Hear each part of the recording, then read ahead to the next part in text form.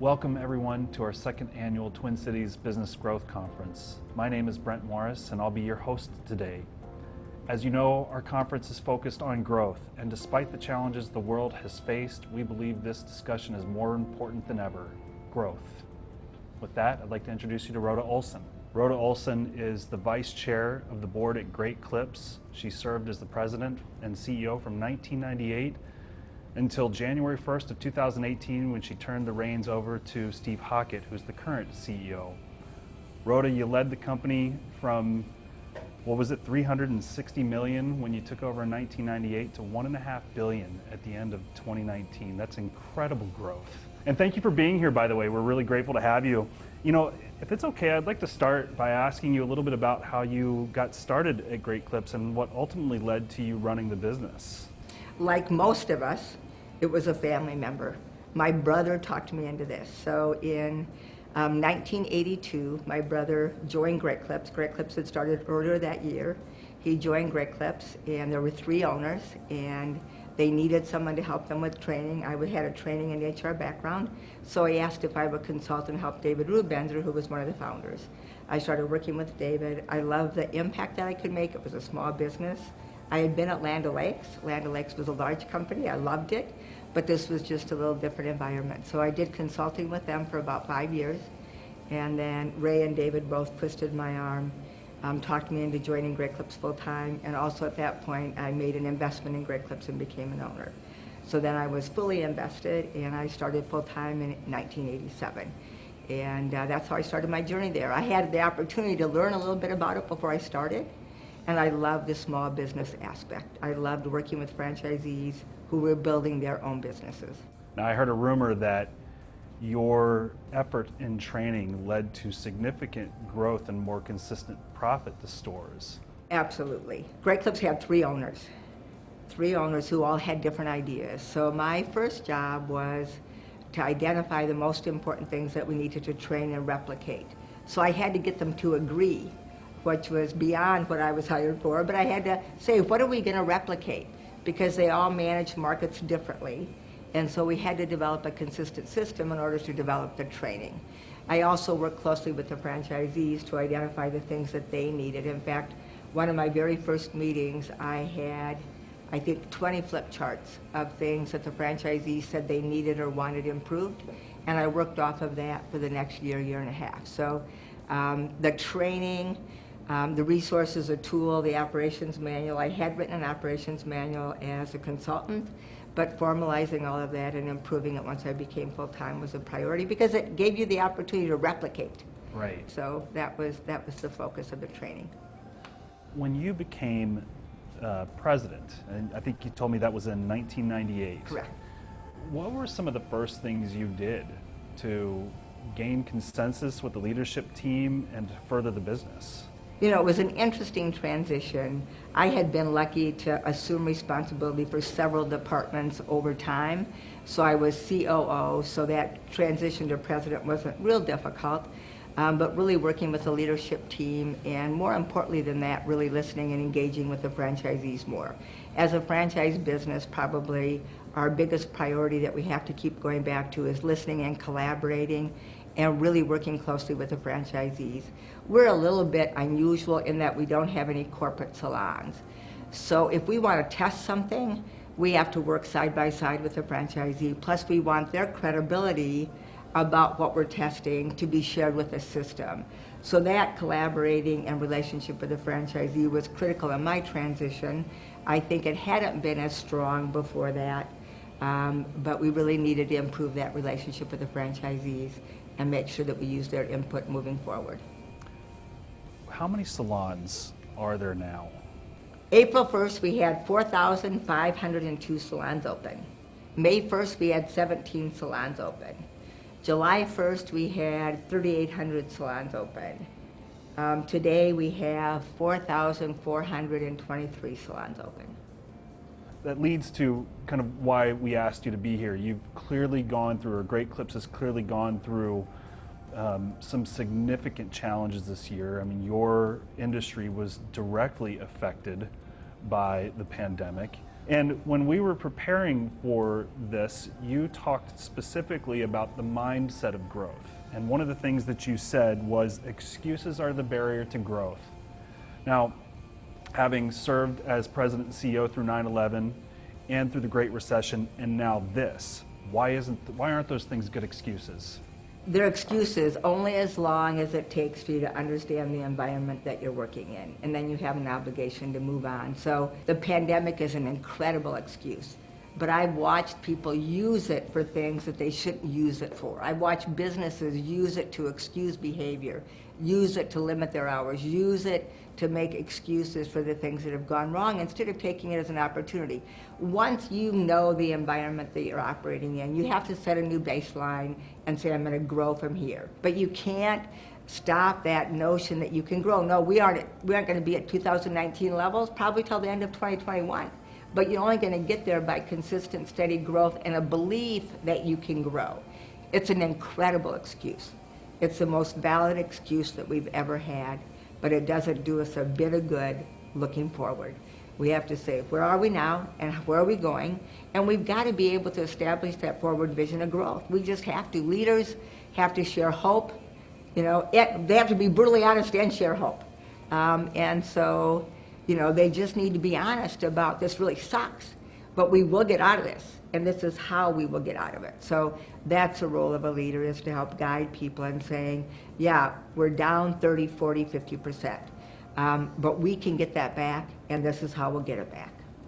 How hard was that for you in those first few weeks with you and Steve, the CEO, and Bob, the president? What was it like during those first few weeks? Those first few weeks, we were in the office every day, all day, every day, all day. And we were doing everything we could to support one another, to establish financials, working with Ray, who's the chairman of the board, to figure out what our thresholds were, what kind of debt load we needed, what it was going to take to get through this.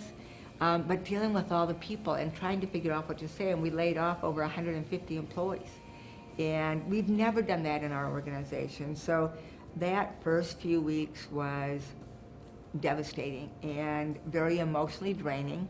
And at the same time, you knew you had to put one foot in front of the other. And you knew as a leader, you had a responsibility and an obligation to look over the horizon and be as optimistic as you can, and not in a Pollyannish way, but just in a way that we've been here before, we've had tough times before, we have a strong organization, we will figure this out, and we will grow through this. And but it was devastating. I've never felt so emotionally off kilter in my entire life. And I've been off kilter from time to time. I have 3 sons. I've been off kilter from time to time. So it was really tough. You talked about the effect. You talked about how it felt. Can you share with our audience a little bit about what you did to transition and change? Steve and Rob and I changed hour by hour, day by day, minute by minute sometimes. We ramped up our communication to an all-time high. We were a very disciplined organization, and we didn't think it was fair to send franchisees emails more than once a week. We would be diligent about consolidating communications. Now we were sending emails maybe 2 or 3 times a day, and they were always a single topic email. They were dealing with the most immediate needs. What do you need to shut down? What do you need to do with your computer? What do you want to do with your product? How are you going to terminate your employees? How do you need to deal with some of the requirements related to that? How are you going to deal with workers' comp? We had to get a workers' comp resource that the franchisees could use. We wanted to get them financial help, accounting help, cash flow help. Then we went right into PPP, and we worked with every franchisee side by side to help them get approved for the PPP and guide them on how to use that. Then, of course, we had to work with vendors to get PPE. We had to work with marketing vendors to cancel media buys. We were on NCAA, NHL. We had huge media commitments that had to be undone. So it was overwhelming. We have an incredible leadership team. Obviously, our employees, we had slashed our employee group. The employees that were still working worked incredibly hard to support the franchisees. And we over-communicated. Steve and Rob did videos. Franchisees did videos. Ray and I did videos. I mean, we communicated in every way possible to make sure the franchisees knew that we were doing everything we could to help them so they could help their stylist and stay connected to their customers. So it was all hands on deck in a very meaningful, deep way, saying to franchisees, we're going to do whatever we can to help you through this. And we will get through it. What was the response from the franchisees specifically? How did they receive your changes? You know, it's interesting because I think early on the franchisees were surprised that we were as flexible and responsive as we were. We have a system. We have required hours. We have required product. We have a brand. We require people to do certain things. We require them to operate the salon. Decor is required. So we have a very structured system, and the franchisees have helped us develop that, but we have a responsibility to monitor that and audit that so you as a customer can have a predictable experience. So all of a sudden, Brett, open whenever you want to, close whenever you want to. Just post it on the app. If you don't have staff, close. If you have too many staff, open all day. We don't care. You can do whatever you want. Now, hours in our business were sacred. We were predictable. We were more convenient. We have a freedom aspect of our brand. We were more convenient than anyone else. And all of a sudden we said, do whatever you have to. There was no way we could manage or require anything given the rapidly changing environment. So then it was, we trust you franchisees to do the right thing for your salons and your employees. And if you feel safe continuing to operate and you have that ability, continue to operate. If you don't feel safe, your staff don't feel safe, you can close your doors. So that amount of flexibility would be unheard of in our 38 years. So I think the franchisees were surprised by that, but I think it also gave them confidence that we were going to let them help us work through this, and we understood it was a very different time. I'm a long tenured consumer of your product, and when I had gotten to the point, when we'd gotten to the point where salons were beginning to open again, and I was tired of having my wife cut my hair. Thank you. I opened up my phone and took a look at the Great Clips app and noticed that it had changed, and much to my appreciation, it had changed for the better. So now we could time when I needed to be at the salon.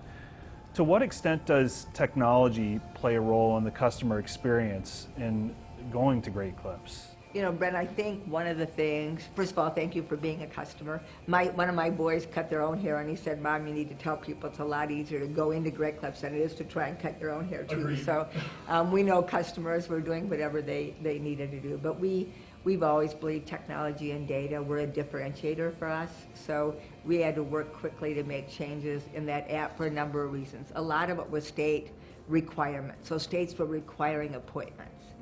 And we'd always said that our app wasn't an appointment app. We were adamant that it wasn't an appointment app. Then all of a sudden, I'm on task force and I'm working with governors and state boards and our industry relations director, and we're saying, oh, it's an appointment-like app. And so we had to change it. It said walk-ins. We had to change it to in-line. We had to call it a virtual same-day appointment. We had to change the language around that and also change how it worked.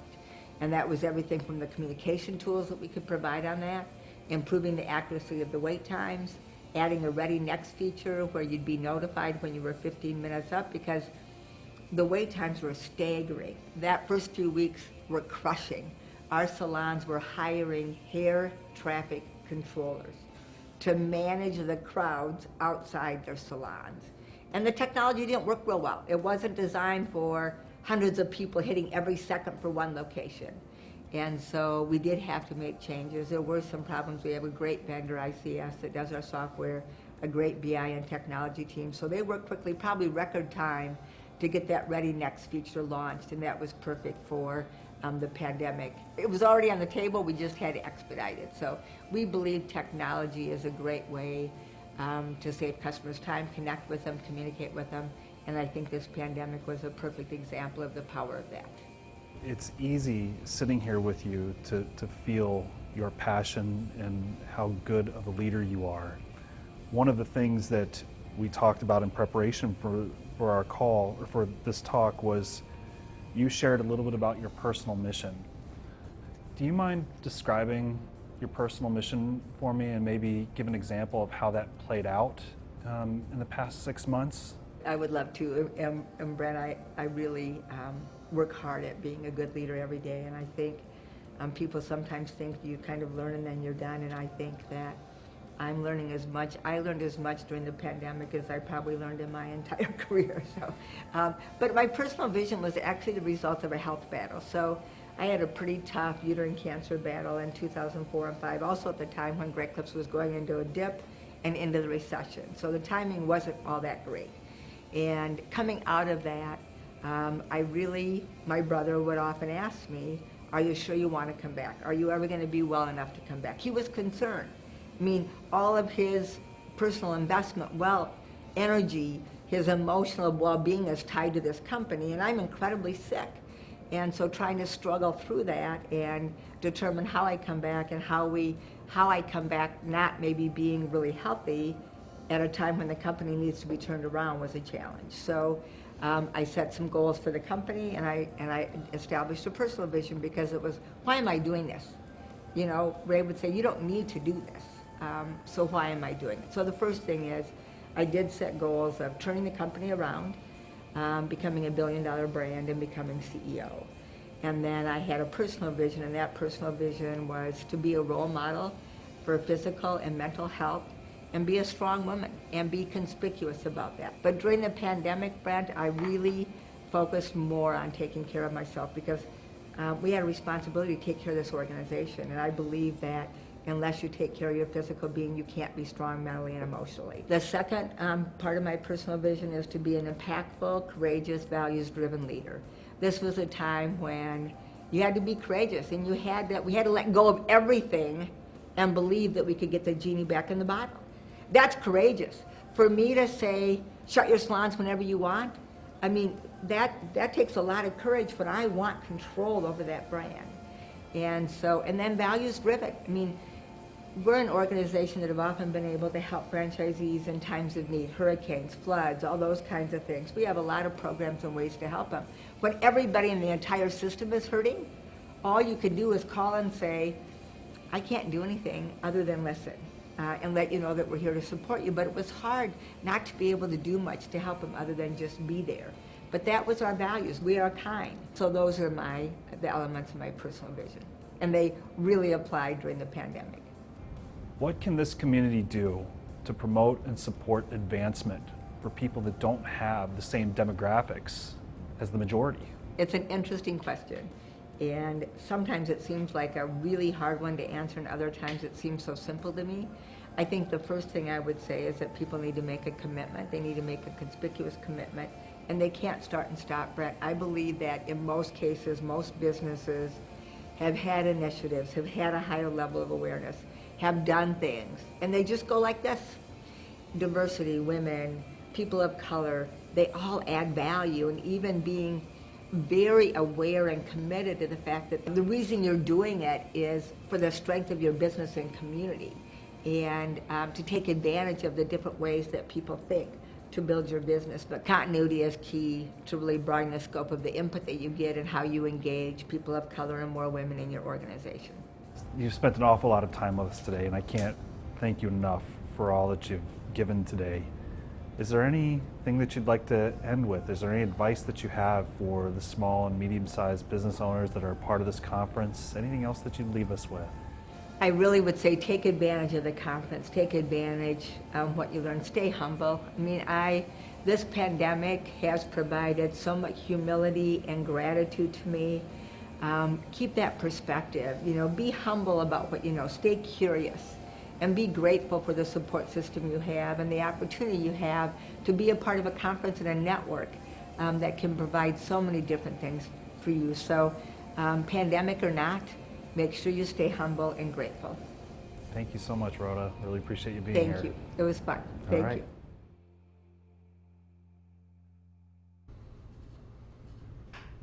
Welcome, everyone, to the live portion of our event.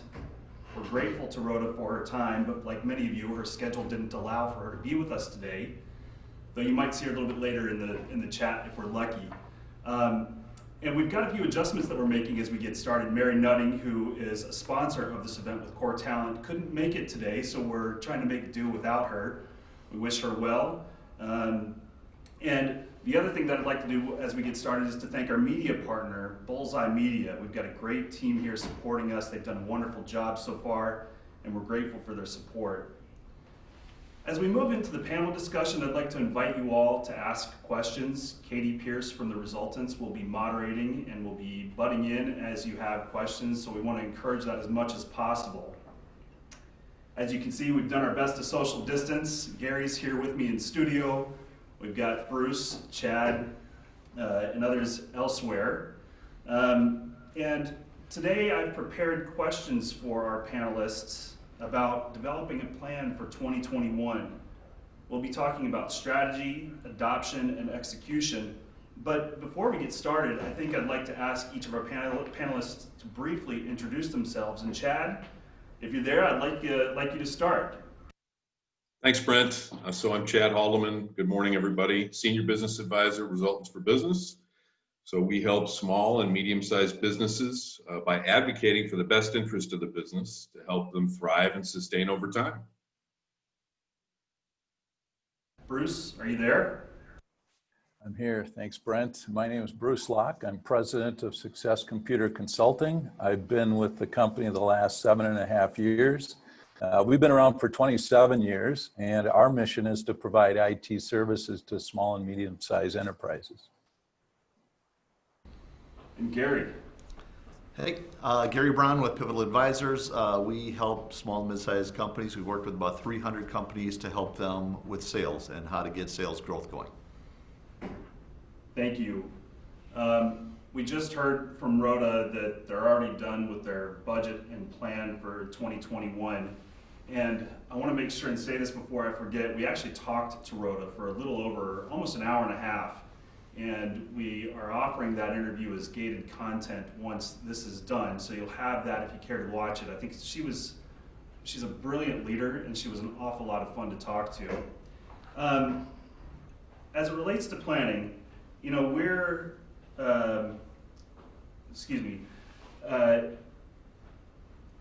Chad, you work with a lot of leadership teams in your EOS work. How big of a topic is planning for 2021 right now? And really, how has planning changed as a result of what we're going through? So, in my opinion, it's not as big a topic as it should be. I think I was raised in a bigger company environment where we played offense. We got out in our planning, similar to Rhoda. God, she checks all the boxes for leadership, doesn't she? We got out in front of our plan because I was trained that the farther out in front of something you are, the more you can influence it. So I don't think it's as big a topic as it should be. I think a lot of us are stuck in the weeds with some unprecedented market circumstances, and I think it should be a lot bigger topic than it really is. Planning has changed quite a bit. I think great companies always, though, set a plan and then adjust accordingly.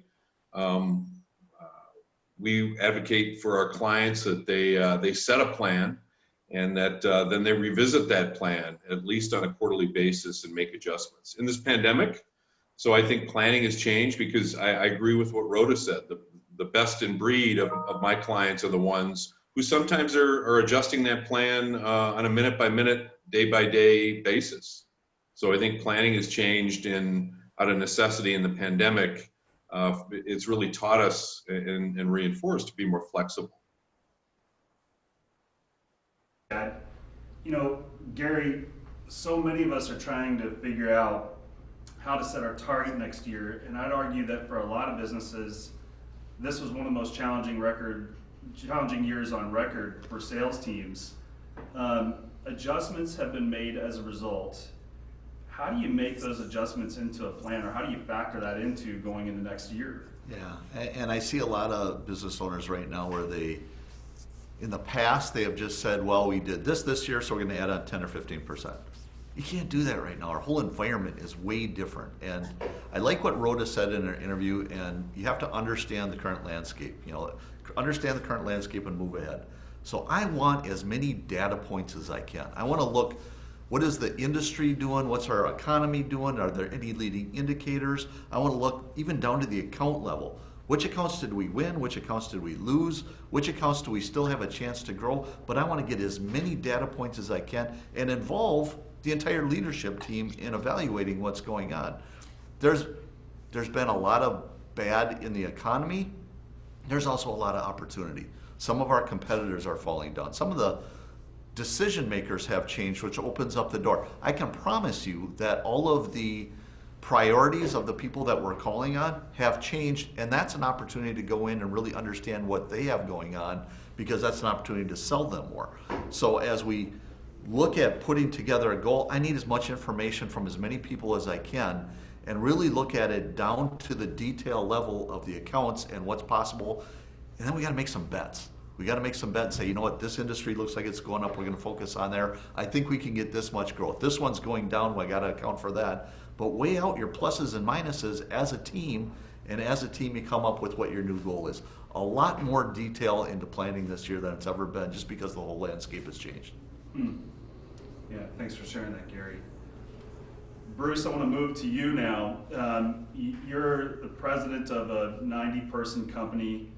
I'm fortunate to work with you, and I feel the pressure when you begin planning for the next year in September of the current year. So why is it so important to begin planning this early, and how, the market's still really volatile.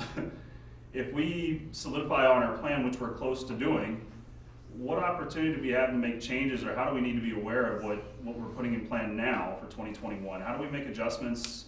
Walk us through your thought process there. So Brent, first of all, this isn't an event. Planning is not a singular event. So this is part of a process, and this process happens all year long. So starting in the fall, and I'll just describe what we do, we use the fall as an opportunity to review what went well year to date against what we anticipated that we planned a year ago that would happen this year.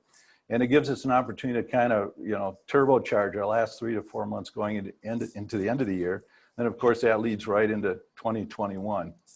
At the end of January, after we close the business, we freeze our current plan, and then we go to a weekly review. I mean, you know this in our management staff.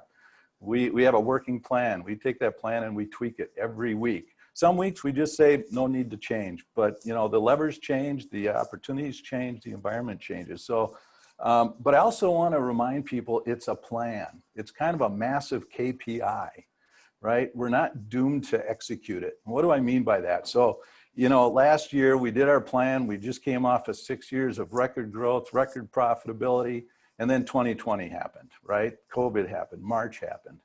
And in April, I met with my peer group. I'm in a peer group of 9 other companies just like us. And for years, we've shared financials and best practices, and our teams know each other. And in our 45-minute updates to a person, they told us how they were adjusting their plan. They were going to cut this, they were going to cut that. And the most sophisticated among us, they happen to be owned by accountants, they had best, worst case, all kinds of scenarios. But when it came to me in our update, I said, we just threw out our plan. Sounds a little weird, but it was impossible to take what we planned a year ago or 9 months ago and expect that we could execute against it. And instead, and Brent, you know this, we replaced it with some guiding principles, and they were pretty simple. The first was, when the economy tips like this, cash becomes king. So that was our number one goal, maintain cash and hopefully grow cash. Number 2, we wanted every month to be profitable, not necessarily like it used to be, but just simply profitable, because that added to cash. And then the third thing is, we weren't going to try and make up the difference in profitability on the backs of our people. So we knew we were going to not be as profitable this year as last year, but we actually looked at this as an opportunity to invest in the business. So unlike my peers who all looked at ways to cut their business, we've actually taken the opportunity to grow. So when we started the year, we were about 80 people, and we're now close to 94. So we've actually been growing our business. We've been taking that leap of faith that, in fact, there are opportunities to be had, and even as the pandemic has played out. So I think the key is stay on top of your plans. If things are going well, you may not have to watch it by the minute, but as Rhoda said, and Chad and Gary said, it might come down to those minutes and hours and days. Hey, Brent, I just want, oh, sorry about that. I just want to interject really quick and just take a quick poll of the audience. you know, we just talked about planning, and we're talking about planning in the fall versus doing it later in the year. So we just kind of want to know where everyone's at. Are you done planning for 2021? So I just launched a poll, and I'll just kind of relay those answers as they come in. So, you know, we've got a lot of no's, we've got some kind ofs. Yeah, so it looks like about 77% said no, and 5% said kind of. So that's pretty typical. Yeah. Katie, thanks for doing that. I think that was actually something I was supposed to do earlier, but my career as a TV host is probably going down the drain as I continue to speak. So Gary, I'm going to maybe turn back to you if I could, please. Sure. Bruce just talked about planning. Where is Pivotal Advisors at with your planning? What's contributing to that? And then maybe what are you seeing with some of your clients? We're in the data collection phase right now. So actually Friday is our first leadership planning meeting to get everything together. But we're kind of in that data collection mode where we're trying to see what happened. What did we do well? What went away? Where are there opportunities in the market? And we're going to gather all this information, and we're getting together this Friday to share, get the whole leadership team together and share and say, where are there opportunities? What should we start doing? What should we stop doing? So we're just starting this process. We want to make sure, as both Bruce and Rhoda said, you got to start planning early now because there's just so much more to do this year. There's a lot more data points to look at. So we're in the early stages. Okay. And Chad, where is the resultants at? Where are the resultants at? So we are, weekend after next, we're going up for 2 days to a retreat. The data points, as Gary talked about, our integrator has been discussing some of those, and so we have the right information and foundation to make those discussions and decisions. And we're gonna do it a little differently this year in that we're not only setting our fourth quarter a little late, we're revisiting the 2020 annual plan and setting a revision, a reforecasted plan, if you will. But we're going to take a good hard look at 21 and set those goals again weekend after next. Thanks, Chad.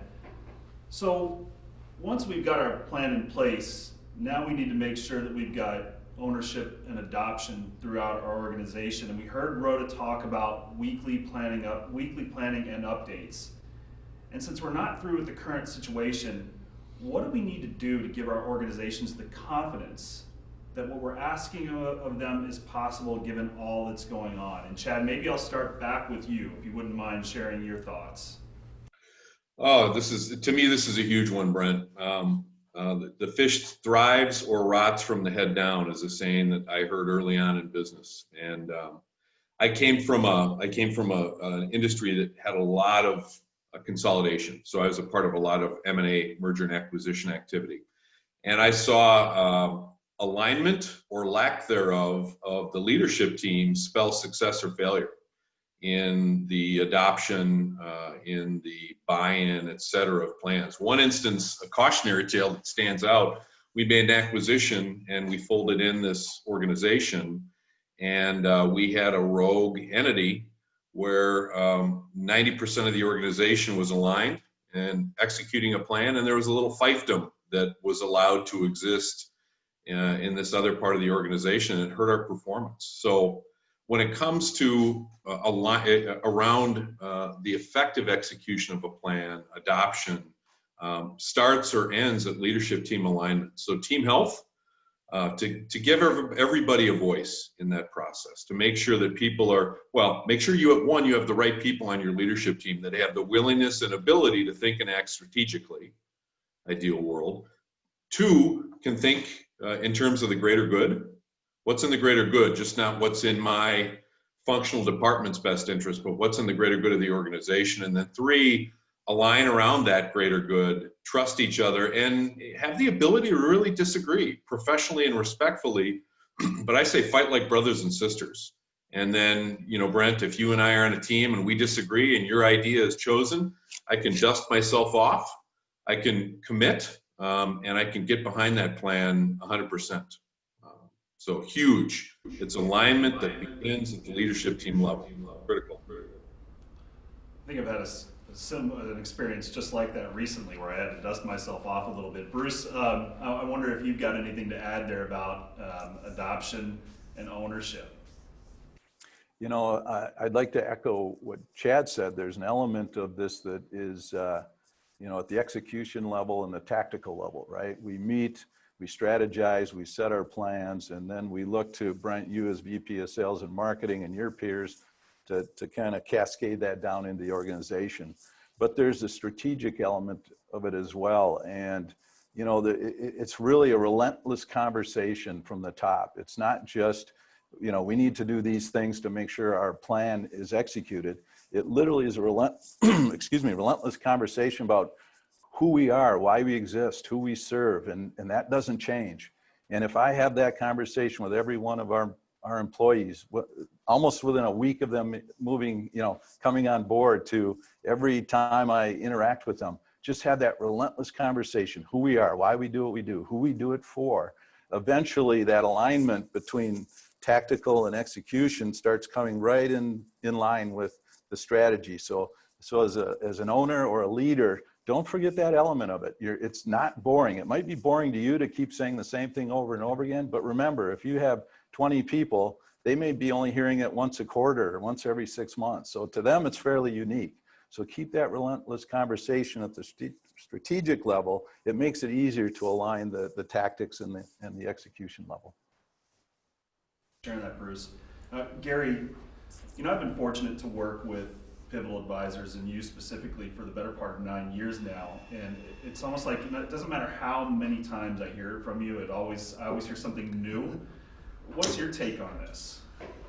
There's a couple of things that come to mind. I agree with the things that Chad and Bruce said, but a couple of things that come to mind is, as leadership teams, sometimes we do all the research, we have the tough conversations, we get on the same page, we do all these things, we come up with a grand plan, and then we roll it out to our team and said, go do this.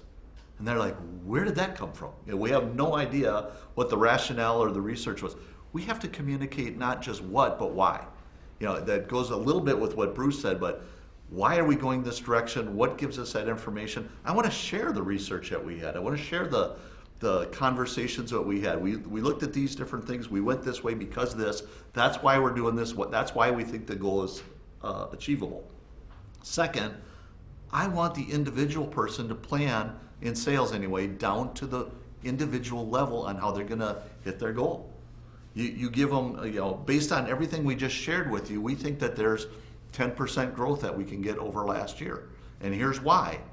I want you to go put together the plan and present it back to me. That is one of the key things that we've had people do, is we have the salespeople present their plan for how they're going to achieve their goal back to the sales leader and back to the CEO. Include the CEO, they tend to put a little bit more effort into it.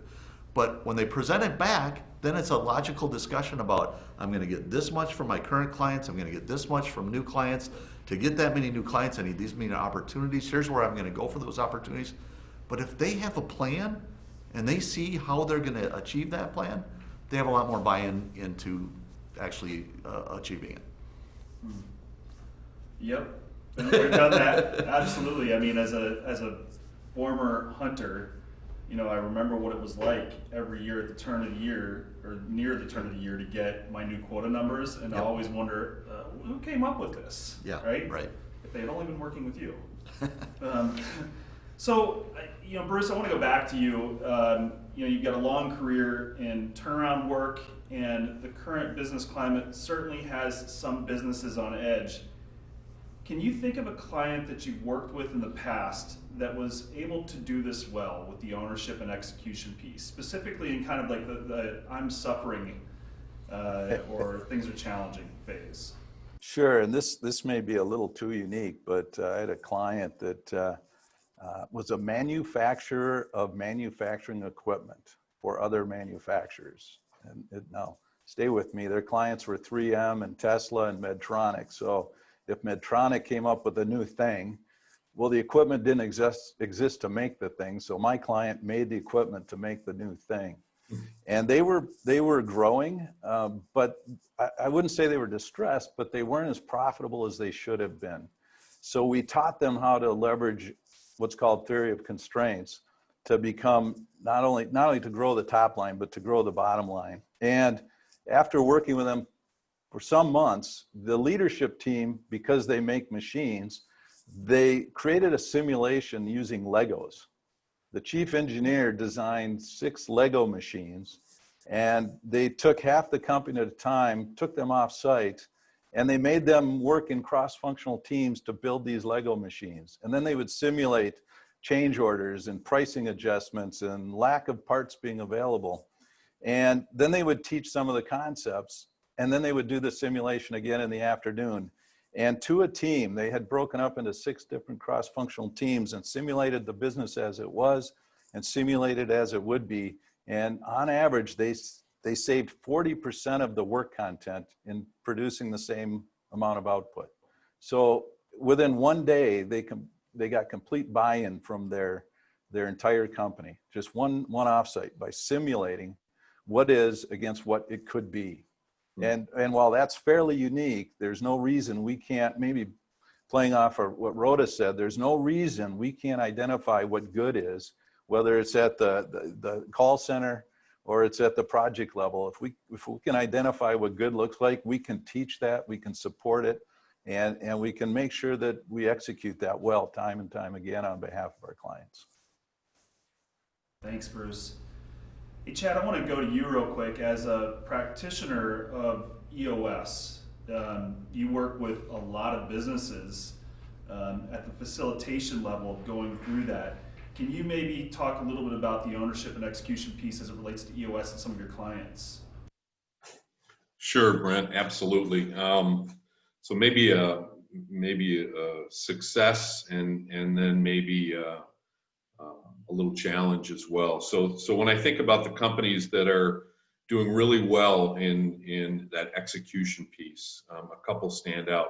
But let me back up. Katie and the team and I looked at of the 21 organizations we're actively involved with, 16 are doing well. Some of that is marketplace roulette, but I think a lot of that is determined by the strength of the organization, the health of the organization, and the strength of execution around a plan.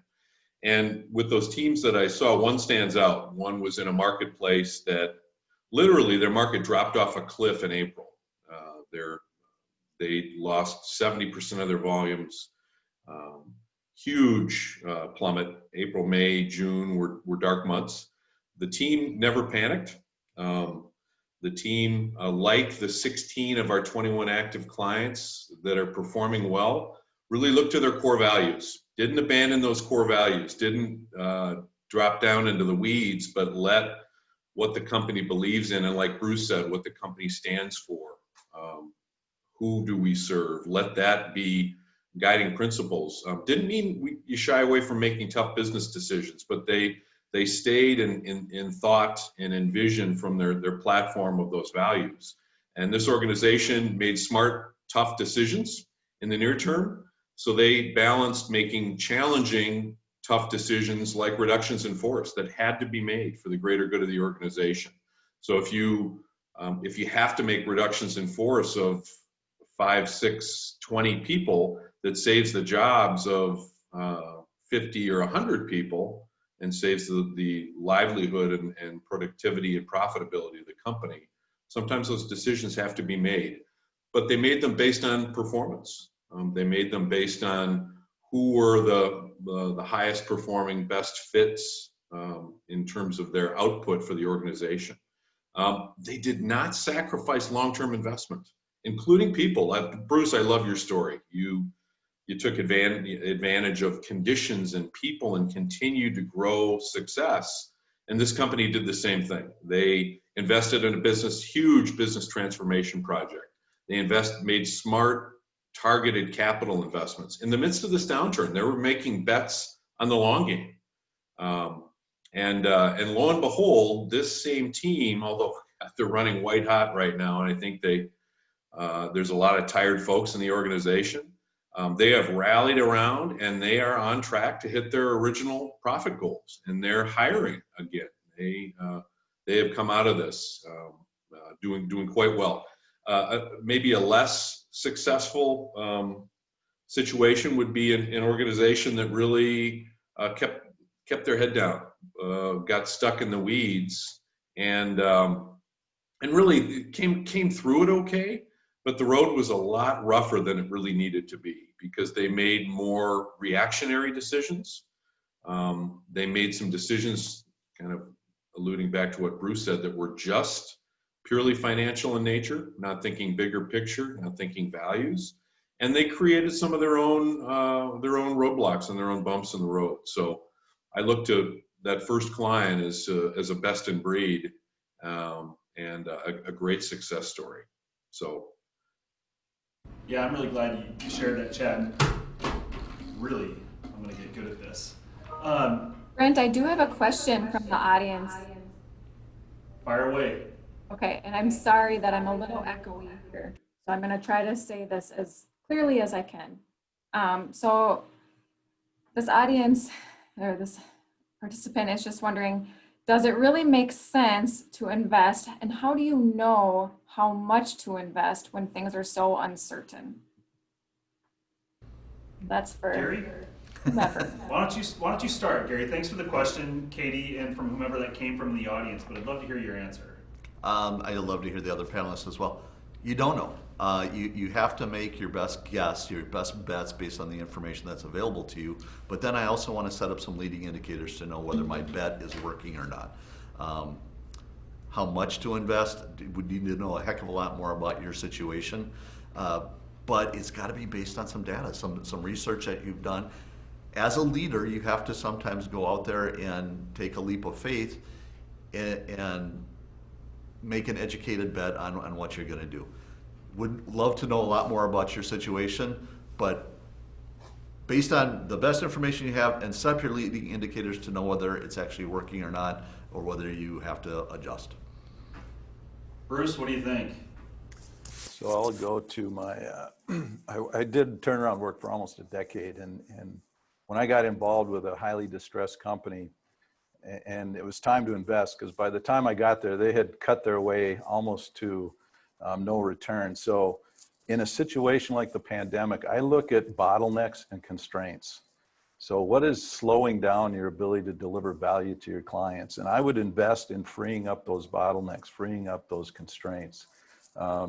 We can typically find 30, 40, 50% free capacity in any organization just based on how we operate the business. So see where you got backlogs. I mean, a backlog is a good indication that you got a lot of opportunity to ship or deliver service. So that's where I would invest, bring the flow of what you do for your clients so you can do more of it for more of them.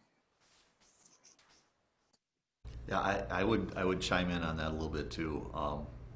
Pivotal ourselves. We looked when all this hit. Guess what's the first thing to get cut, by the way, when something hits? It's consultants. So, is it? Yeah. So we had a fair amount that got cut, but we, like Bruce just said, we didn't invest, but we didn't cut, because we looked at our team and said, the one thing that has held us back from growth, or slowed down our growth, I should say, has been that we've never had enough capacity. We've never had enough good consultants on the team, and we had just got it to the point where we were really happy and we built up our capacity. So when the recession hit, we said, we don't want to cut that because that was so hard to build in the first place. We want to make sure that we keep that intact. So it wasn't an investment, but we certainly didn't want to cut that because we knew that's what was needed for the next stage of growth. Gary, just to chime in, sometimes staying pat is the investment. I mean, you made a commitment, right? I mean, that didn't have, that had a monetary impact on the business. So by not cutting, you're actually making that investment. So I applaud you for doing that. Yeah, good point.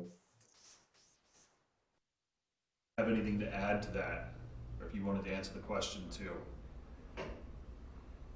No, I think those are great answers. So I was taught in business, kind of piggybacking on what I heard Gary say, is that great leaders and great decisions happen when you look at data. You make a clear primary, secondary market research. You look at data, including people, talking to your leadership team, talking to smart people, talking to some customers. But then you don't discount your gut and your experience. And as you know, you may have to make a decision to make that investment. And there are no guarantees in this world.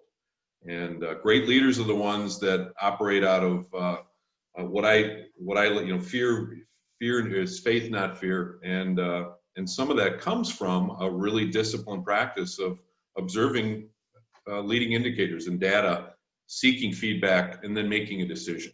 And as Gary would say, placing that bet. So we've talked a lot about the attributes of companies that take the risks, that plan. You know, can you tell me a little bit about what you see that are more risky moves that result in negative consequences? I mean, Bruce, you've got that turnaround work. Gary, you often get involved with organizations when they're in pain because sales isn't producing. So what kind of decisions are ones to be cautionary of? People's a big one. I go there right away because you can't get them back necessarily. Sure, you got to look at things like capital investments and tying your cash flow up into something that's going to hurt you. Buildings to big investments that are going to be bound that you're going to have a hard time with. But I look at people right away and say, I can't cut people. You never cut your way to growth. That never happens. So I got to look at, do I have the right people on the team? Do I know how to get those people productive, and don't make your cuts there? That's my best answer. Okay, Bruce, anything to add there? This may or may not be all that helpful, but don't think the grass is greener somewhere else, right? If only I went to a different market or I sold a different service, right? When times get tough, I think that's time to buckle down and really understand, again, back to who you are, what you do, who you serve, and then, as to Chad's point, be disciplined about it. Do it well, and do it better than you ever did before. And I think your clients will appreciate that, because if everybody else around you in your industry are cutting, then eventually you're going to stand out, because you're going to provide a much better experience, not only for your clients, but for your employees as well. And over time, that's going to translate into good growth. Thanks, Bruce. Well, I do have another question, and unfortunately our star in this arena is out today, but how do you make sure you have the right people to help you execute on your plan? So I believe others can, respond to that as well. But Chad, you want to start off? Well, I think a real clear and simple way that an operating system, EOS being one, that can help you answer. One, how can you be sure you have the right people to help you execute the plan? Are they in alignment with what the organization believes and who you are as an organization? Because my experience and my opinion is that even if somebody's a rock star at what they do, their skills, their experience, if they don't align with who you are and what you believe, they are going to do you damage. I've made that mistake as an owner and a leader. I've allowed somebody to remain on my team, and although as an individual contributor, their performance was strong, there was collateral damage as a result of this person and their behaviors, because we as leaders allowed him to continue on. Then the other piece of that too would be, what's the right structure to execute the plan, and are those people then a fit for that seat in the right structure? So two kind of specific elements for you to give a little litmus test is, are those the right folks to help you get this plan done? I would chime on top of that. I agree completely. You have to have the right core values. They have to be in alignment. They have to be bought into the mission of the company. But then I also look, and the people you want on your team really depends on your strategy. If you change your strategy and say, you know what, we have to make a big pivot, we're going after this market, then I need people who understand that market, and maybe I want to hunt, so I need to have people with the right skill set. I want people who know how to prospect and get in the door. If my strategy says, you know what, we got to double down on the clients that we have, then I want really good people who are skilled at account management and how to expand those relationships and retain those relationships. So I like, as Chad said, look at the core values that we're pursuing, but look at your strategy to say what specific skill sets do we need to execute that strategy, and then evaluate your team against that set of skills and see who's strong in that or not. As your strategy morphs over the years, you might need different people because you need different skill sets. So this is a time where I would really look at your current team and say, do we have the right skills to execute the strategy that we're deciding on? Yeah, Gary, that's a really good point. It brings me to a thought, a conversation that a couple of us had yesterday about grit, right? And you can interview people all day long, right? You can put them through all different types of tests. But I find that one of the hardest things to identify in someone is their willingness to work their butts off. Not over and above, like I don't want them to work 70 hours a week, but I want them to work hard while they're here. Can maybe any of the panelists describe what you do to uncover grit in individuals when you're interviewing? I'll jump in, Brent. Go ahead, Brent. Bruce. We're in a fairly, well, we're not unique, but we're in the tech world, right? And most of our employees have that bent, that bias. And it may seem strange and it may seem unfair, but when I interview a candidate, I'm really interested in what they like to do in their off hours. And if they tell me that and I hate to say it this way, and I'm not trying to be politically incorrect, but if they like to go into the basement and they have a rack of computers and they break out their Xbox and their passion still at home is about technology, then I think I've got somebody who might be a good fit, right? At least the passion, at least the grit, because when they go home, they do what they do at work. So it might be unique to our industry, but boy, when you start with that basis, it makes our other job pretty easy because we can teach the skill if they've got the passion. Agreed. Chad? So when I'm doing an interview, and I probably like most of us on this call who've been in business for a while, we've been through a bunch. I look for a disciplined process. So I'm not one-offing and I'm not coloring that conversation by where I'm at in that day, but I have a set of questions that I ask that are level set. But then I really am looking at how the person answers the questions. I'm looking for stories. I cannot tell you how many times I've asked a question and I've got a rote, obviously well-coached response. That doesn't get a thumbs up from me.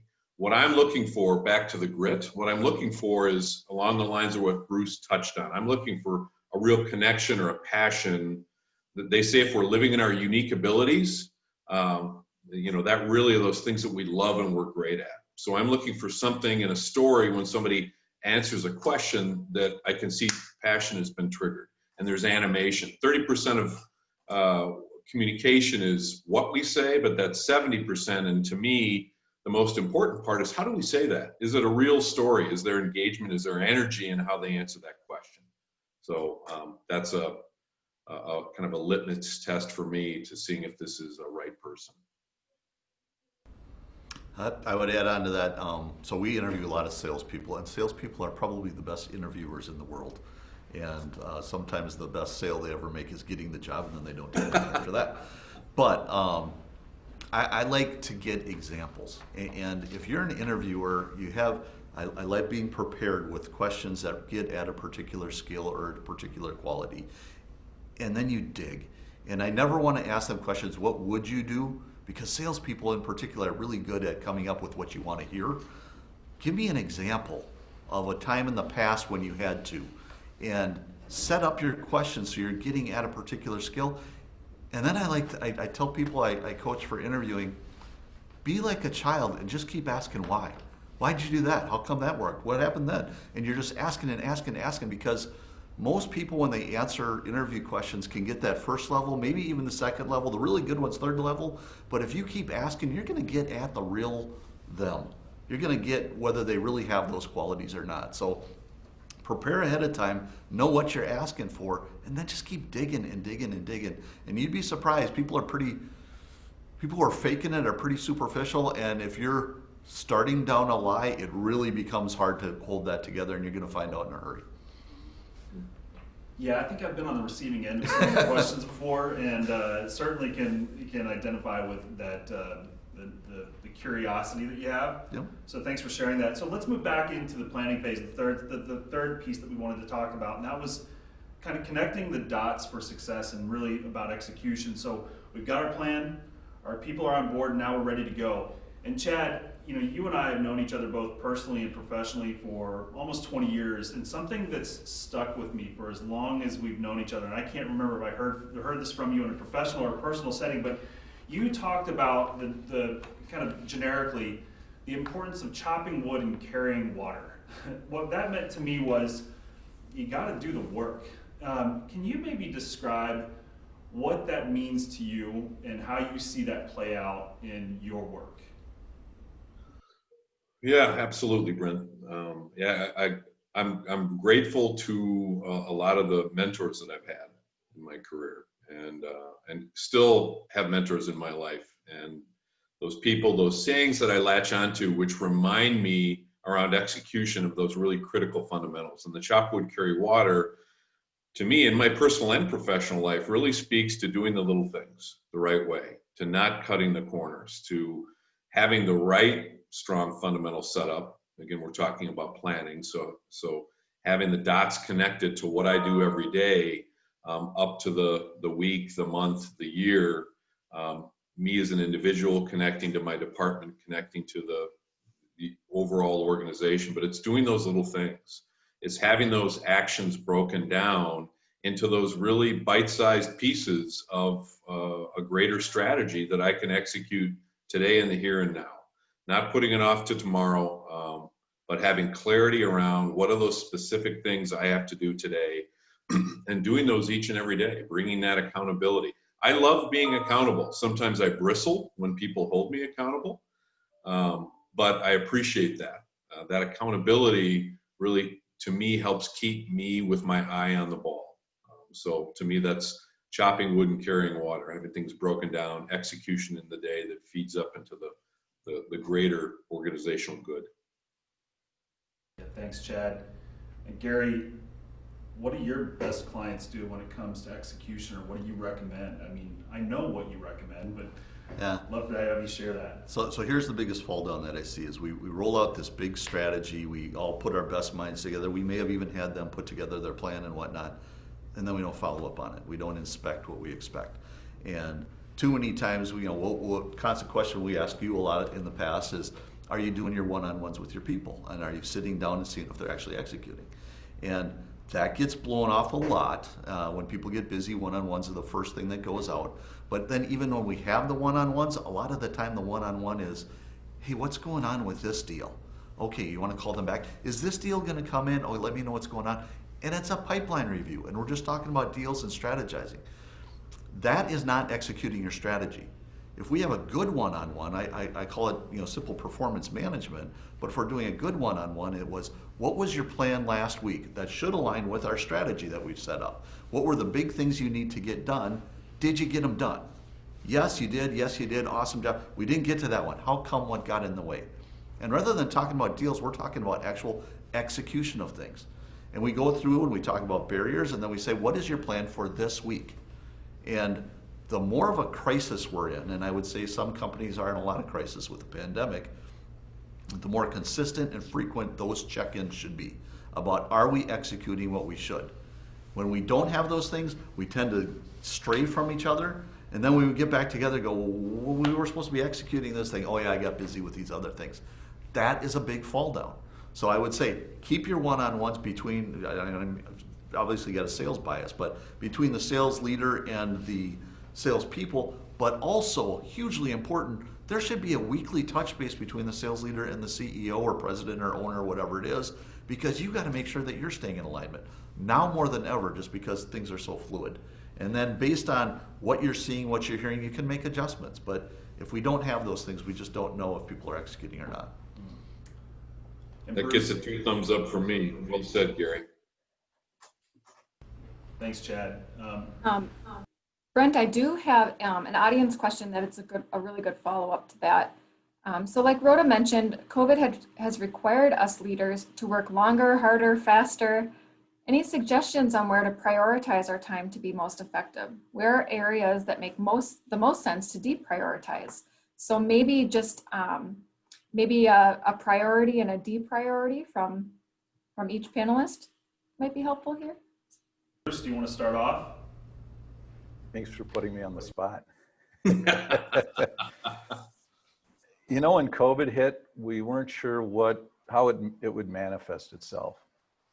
And I can tell you, and I don't want to make this a long story, but having worked with one of the biggest, most influential cyber security operations in the world, they taught us that when boom happens, people panic 100% of the time.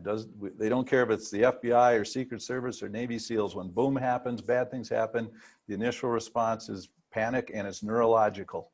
And their solution to that is to take a deep breath. Because if you're not thinking clearly, then you might just cause your own pain. So when the pandemic hit, we somehow had to help over 12,000 of our clients, their employees, move from working at the office to working at home. And at the same time, we had to consider the safety of our own employees, right? So if you don't take a deep breath and consider the broader implications of the health of your employees against your commitment to your client, you're likely to come up with a pretty bad solution.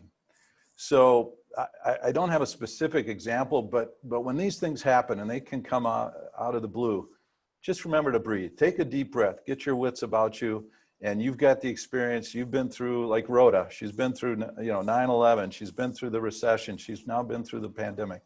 Take the deep breath, get your wits about you, gather your team, remember who you are, who you serve, and how you can do it, and then start taking action. Hey, Bruce, I want to stay with you for a second here.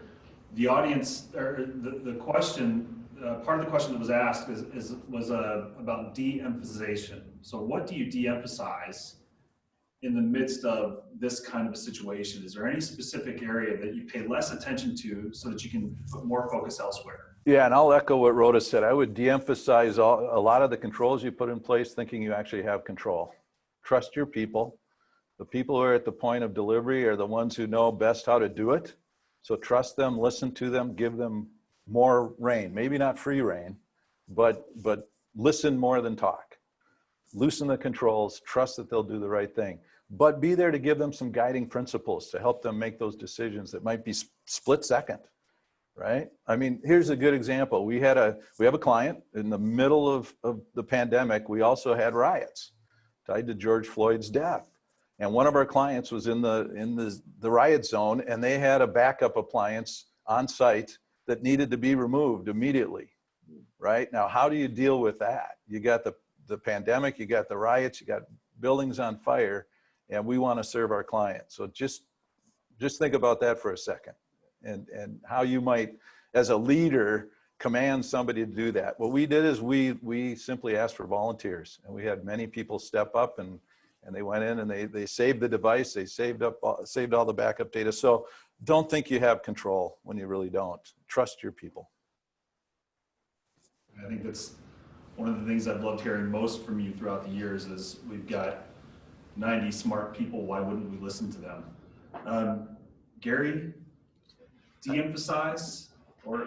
I think the key is, again, Rhoda talked about her leadership team talking every day, every minute, every hour.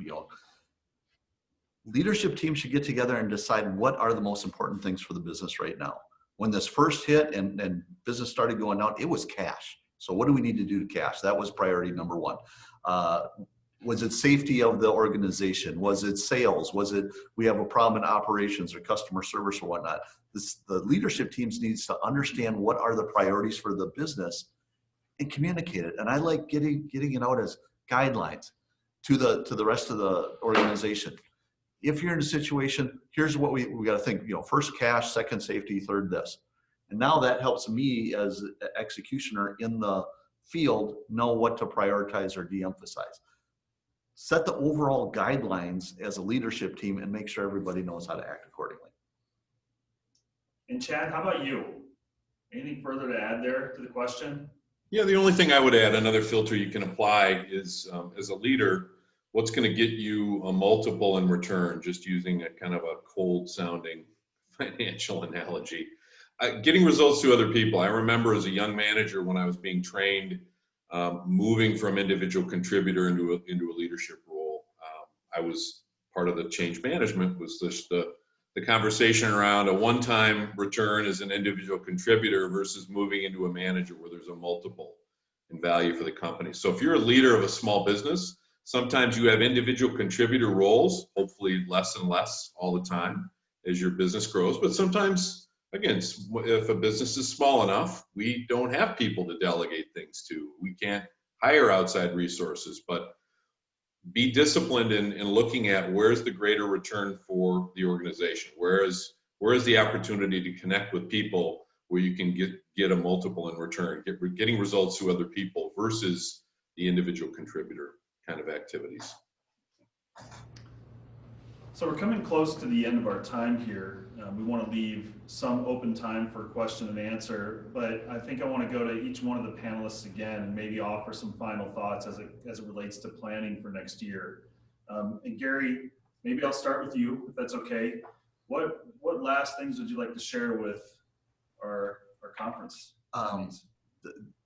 This has been a really tough economy and there's been a lot of change, but I'm going to go back to something I said earlier. With change comes a lot of opportunity. Our competitors might be falling down. There's a lot of talent out there that's available.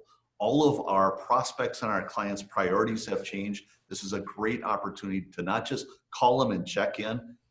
There's zero value in, hey, how's it going? Yeah, it sucks here too. I want them to call and be proactive and say, hey, we're working with a lot of other companies just like you. They're dealing with these challenges. Are you? I would love to talk to you about how we can help you. That's a way different call. There's a lot of opportunity out there with all of this change. Be proactive with it.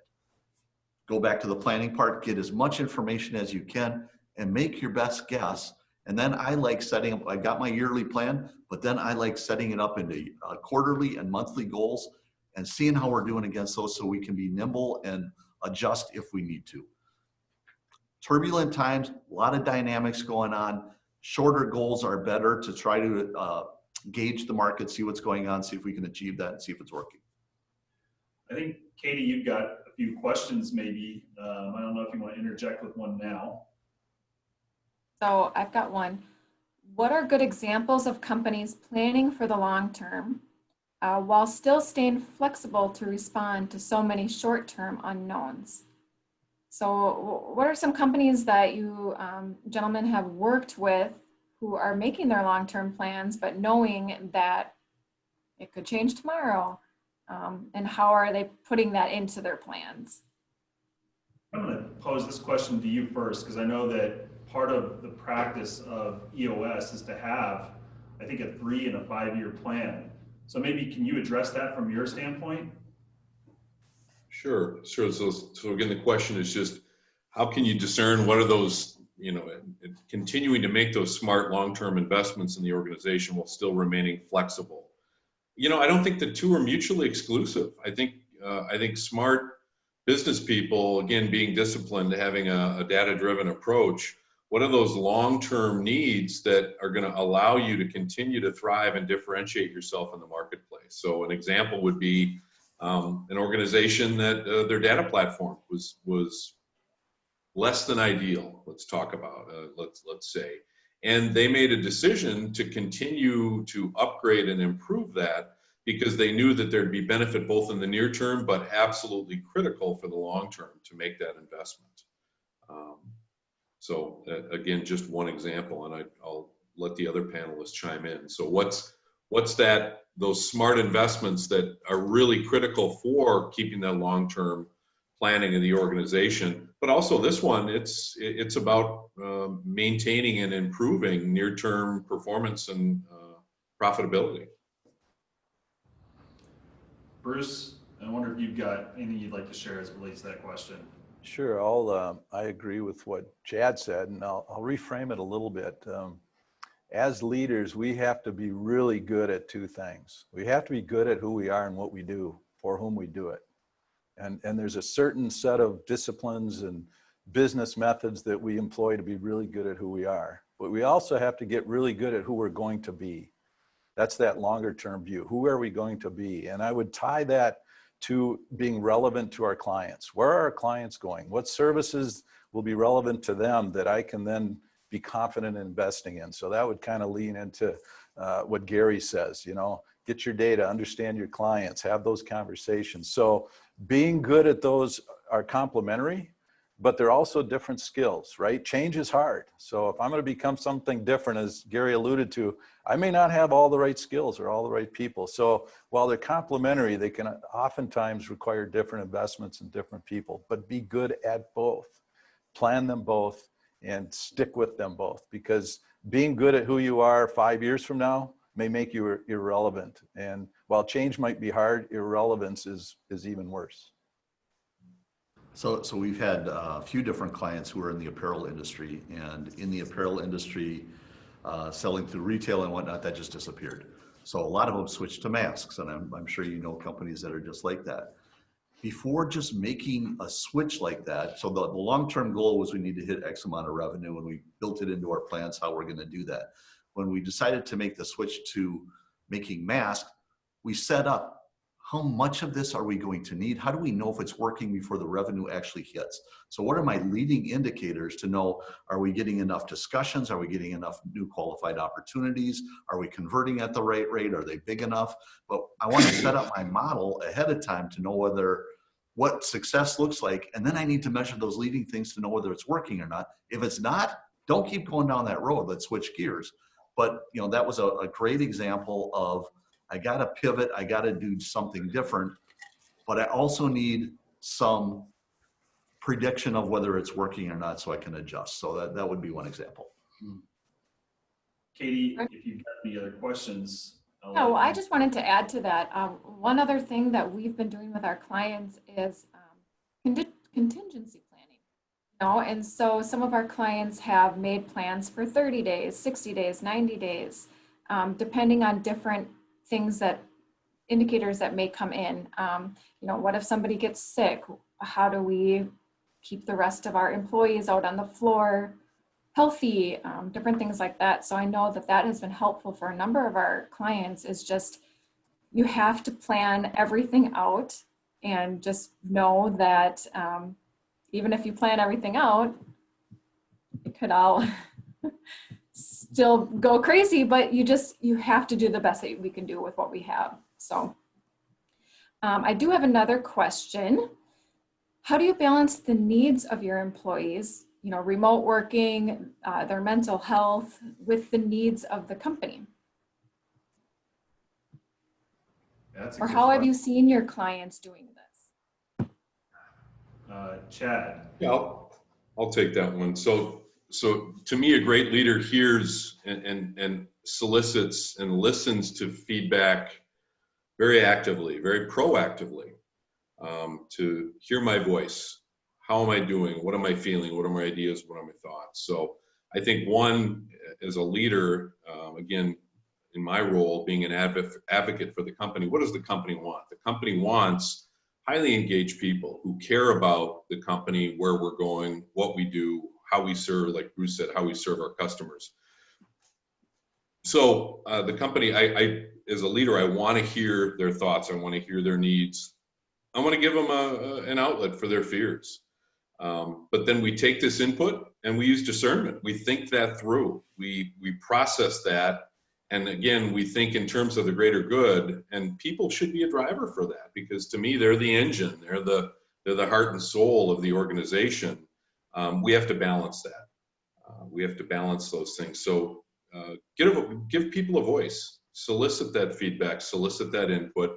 Your leader should be doing that as part of a regular cadence. Gary talked about performance management. That should be a way to connect dots all the way up to the leadership team. But as a leader, you should be having those conversations as well. And then you have to make tough decisions with scarce resources, time and money, right? Time and money with those scarce resources that you have, what serves the greater good, the best interests of the company, so the company can thrive and sustain in the long term. Again, I think I have a bias. I think people should always be at the center of that decision making. So it's a push-pull. Bruce, do you want to add anything? Yeah, and I like what Chad said. We're finding, and we actually started going remote prior to the pandemic. But I think we and others are finding that there's different types of work that are well served remotely. And those are the execution, the day-to-day stuff. And the measure there should be productivity, right? I mean, can I be more productive at home, even if it's just avoiding the drive time? But there's other types of work that aren't well suited by remote work. And those tend to be involved in creativity, innovation, and change. And that's where having people in close proximity, where you can have that serendipitous conversation where 1 + 1 + 1 really does equal 5, not 3. So look at the type of work that's being done. And if it can be done more productively at home, that might give you a guide. And then take Chad's warning, go to the individual. It may be more productive for most people, but look at their individual situations. I mean, we have a young workforce. Many of them have young children at home. And when they can't go to school, they become a little less productive when they got kids next to them in the office trying to do their learning plans while they're trying to do their work. So set some guidelines, but be sensitive to each individual's actual situation. Anything you'd add, Gary? No, it's funny. We've all been working remotely lately, and one thing that people enjoy about work is interaction with other people, and they're not getting it today. So one thing is, as a leadership team, you have to provide some of that interaction. You have to, when you call them up, it's not always about business. You have to call them up. How did their weekend go? What did you do? How are the kids? You have to give them an outlet to satisfy their need for interaction. That's one piece. But I completely agree with what Bruce just said, is you have a standard for productivity. They have to live up to that standard. We're having a lot of people now ask, this working remote's pretty cool. Do I have to come back? Well, it depends. If you are productive and you're hitting your goals, the answer to that might be yes. Now, if you don't have the right technology, if you don't have the right software, if you need to be in rooms with other people collaborating, if there's a lot of ad hoc stuff going in the hallway, maybe no. Or maybe there's a hybrid that you can work from home at a particular point, but Monday, Wednesday, Friday, you need to be in the office. But there's a balance there, but the measuring stick, as Bruce said, is really, are we achieving our goals? So we are coming near to the end of our time here. Chad, I wonder if you've got any final thoughts you'd like to share with our audience. So we have a bias towards action. One of the sayings that you hear a lot in our organization with our clients is momentum over perfection. Make a decision. Be decisive, be bold, make a decision. If it isn't the right decision, change it, make another decision, but make a decision. Use the data at your disposal, use smart people as part of your leadership team, set a plan. A chaotic environment is not an excuse to not make a plan. What you've heard today through multiple voices and multiple stories, set a plan and then continuously revisit and revise. And make sure it's not just your plan as a leader and it just doesn't exist in the couple inches between your ears, that it's an organizational plan that people have been involved in, they've given their voice, they have their input, they have buy-in. But make a plan, make a decision, momentum over perfection. Chad, I really liked what you just said about making a decision. It's going to lead me into asking Bruce for his final thoughts too, because one of the things that I've heard and some of the best advice that I've ever gotten were two things: say yes and make a decision. Bruce, I think you're the person I heard that from. What have you got for us? I'll just summarize it real quick. When there's a major disruption in your business, in your planning, and they will happen, your first reaction is going to be to cut, to respond negatively. Take a moment, consider the opportunities that it presents as well. There's the flip side of that coin. Don't always go to the cut, go to the opportunities. I think you're going to find it much richer on the opportunity side than on the cut side. So with that, I want to thank Gary, Chad, Bruce, and Mary. Again, unfortunately couldn't make it with us today, but we're going to wrap up. We will stick around for questions. We'll keep the Zoom webinar open for questions, but want to be respectful of everybody's time. We promised you we'd wrap up at 10:30, so we're going to do that. I also want to thank Rhoda once again for keynoting our event. And as I mentioned earlier, the full interview will be available on the Twin Cities Business Growth website. And for the other thing that we've done for our audience is each one of us has put together kind of some gated content. So as soon as this is over, that gated content will be available. So Pivotal Advisors has put something together about sales leadership. The Resultants has done something about building value in your business. Mary and her team at Core Talent are talking about talent acquisition. And Success Computer Consulting, you'll get to hear Bruce talk in depth about theory of constraints. We're excited too to announce that we'll be doing this event again next year in October of 2021, and we anticipate at that time we'll all be together physically instead of this virtual stuff. As valuable as this is, I think we're all pretty tired of this and want to be back in person, seeing each other, networking like we're used to. And as you know, our event is for business leaders only. There will never be an exhibit hall at our event. There won't be salespeople either. This is just for business leaders to network and fuel growth by learning from others. Be on the lookout for more from Twin Cities Business Growth Conference. And with that, I want to thank you very much for attending today. Katie, maybe, do we have any other questions? Yeah, we do have some other questions. So I'm trying to.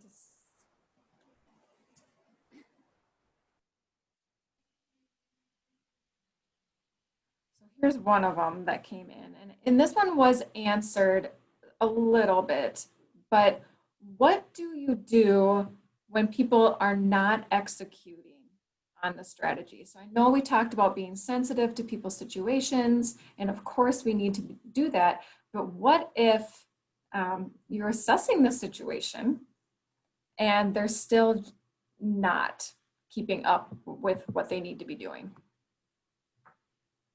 I've actually learned a lot about this. We're fortunate enough to work with a behavioral science company over the years, and they said when people aren't executing on the behaviors that you want them to, it's usually one of four reasons. So the first thing you got to do is determine why is it happening, and it boils down to I don't have the right direction. If I'm not clear on what you want me to do, I'm going to have a hard time meeting your expectations. So that's one. So is it a direction problem? Next one is competency. Do I know how? If I don't know how to do it, I'm going to have a hard time doing it.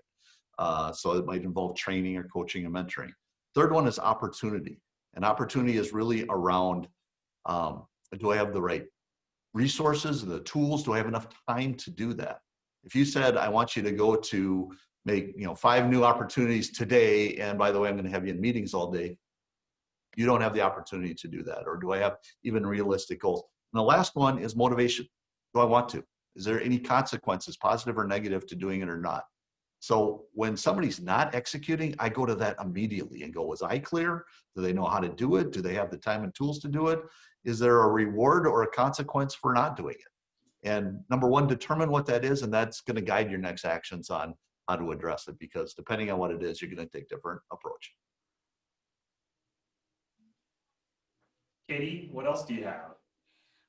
Which areas of the business community have you found to be expanding in the current market? That's a really good question.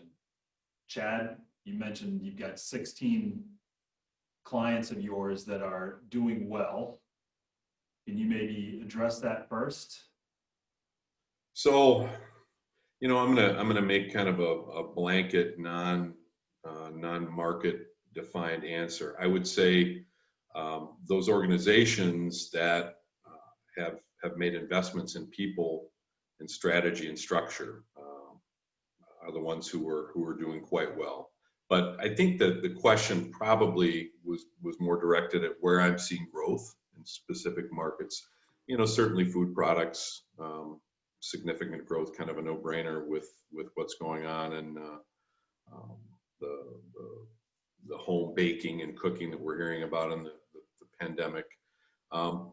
Markets that are around leisure and leisure activities, you can extrapolate off of that are doing quite well. Markets in that serve the function of remote work. would say certain technology segments I'm seeing do better than others. So I think those things that those companies that are embracing what's happening today, or that some are just, as one of my owners said, we're riding the wave of what COVID has given us. So, but yeah, Chad, that's a good point. I think Gary, we had just worked on or done some work together to kind of assess this. And Chad, to your point, I think there was an article in the Star Tribune recently about a leisure company that specialized in doing canoes that's kind of blowing up right now. We are seeing healthcare, specifically behavioral health, has really got some momentum right now. Legal and finance from my perspective, seem to be doing well also. Gary, anything that you'd add there? Shipping, logistics, big construction projects, they didn't slow down because they were right in the middle of things. So they might not be growing, but they certainly weren't negatively impacted. So if you sell to those particular things, I saw an economist recently, he said that your best leading indicator is watching shipping and logistics companies. And as soon as they get busier and busier, that means things are coming back. So, and that industry is doing really well right now, especially with everybody not going into stores and everything shipping back, but also they're shipping to businesses as well. It kind of seems impossible to get a remodeling project done or any kind of tree cutting or anything in my home done with any kind of immediacy. So that seems to be an area that's doing well also. Katie, do you have any other questions from our audience? So here's another one. So Bruce mentioned that they set their plan, you guys set your plan, and then you review it weekly. So this question is kind of related to that. So how long do you stick with your plan once it's not working?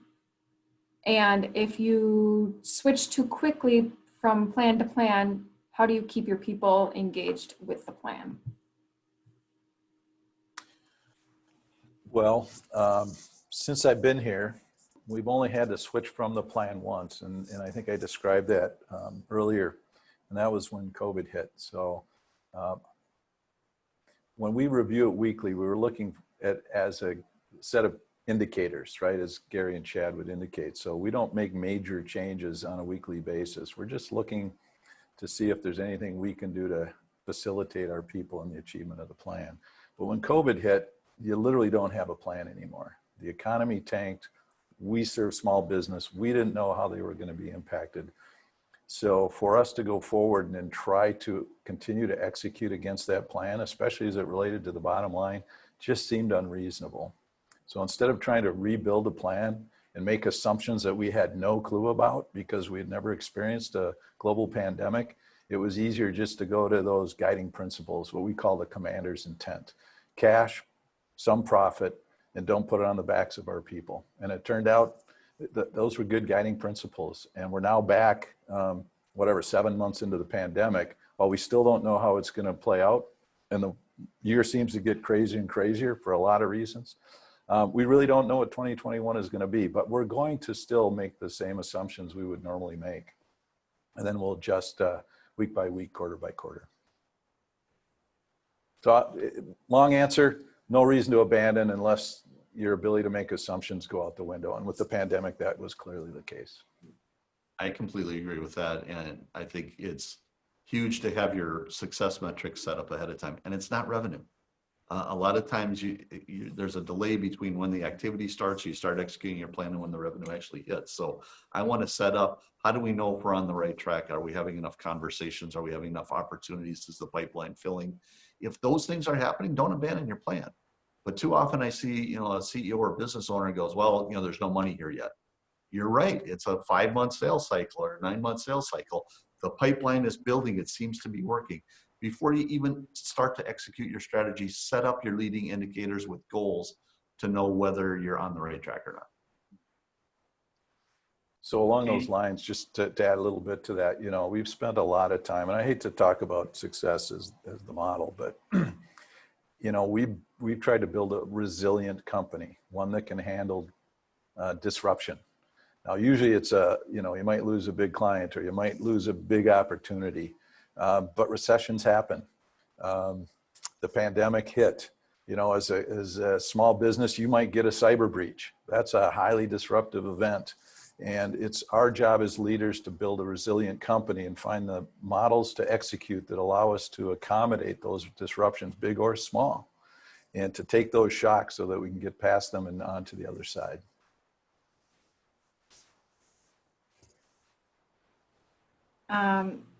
Okay, so I do have another one.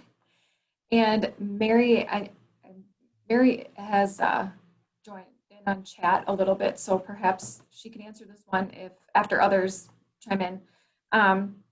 What are you seeing your clients do in terms of hiring and onboarding during the pandemic?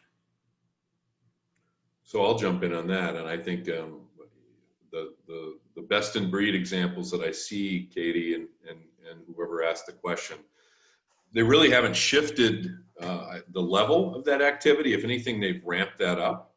But it's how they go about doing that. They're just adapting to the environment. So they're doing virtual interviews when live aren't realistic. But they are still, the best companies that I see are the ones who are most creatively soliciting the attention of both active and passive candidates in the marketplace. It's like sales, to get a robust pipeline of potential people. So I'm a big believer is from a greater quantity comes a better chance for quality. Get a number of people in that pipeline, the more conversations you can have with a qualified, strong pipeline of people, the greater likelihood you're able to answer that yes for right person, right seat. So those companies they're doubling down on that strong activity in their search process. Yeah, this is like a question that's kind of tailor-made for Mary, and it's unfortunate she can't be Well, here with. she sent me some answers in the chat. So Okay. she says, be crystal clear with a 30, 60, 90-day plan. And so she was talking about this a little bit, and we've heard this, make sure that your plan for your people, especially your new people, is written out, and they also have contacts to ask questions so they can make decisions quickly. So they know who they need to go to when they have an issue or a question. I mean, we all do if we're new at something. And over communicate, get them involved. Tell them how they're doing every week. Let them know if they're achieving those goals. That's what we got. Add on to that. I'll talk specifically to the onboarding piece of it. A big part of onboarding is watching somebody in action, see if they're getting it, see if they understand what's going on with the company and they're buying into things. Really hard if they're remote. So build in, I've seen a lot of companies, we like to do this ourselves, build in validation. So if they need to learn about what we do, what's our company pitch, what are our products or whatnot, have them present it back to you. So one of two things is going to happen here. They're going to nail it and you're going to go, they got that, they're comfortable, we feel good about that. Or it's not going to be right. And rather than just assume that they got the training they needed in onboarding, that just tells me as a leader, we got to spend more time on that one. But have that validation component built into your onboarding when we can't observe them all the time now. Katie, do you have other questions? I do not have any more questions. So this is last call for questions. All right, I'm not a fan of awkward silences for too long. So with that, we'll wrap up our event today. And I want to remind you all to go to the Twin Cities Business Growth website for both the Rhoda interview and each one of the gated pieces that the participating companies have put together. And I want to thank you again for joining us today. We're grateful for your time, and we certainly hope that this was valuable. Thank you.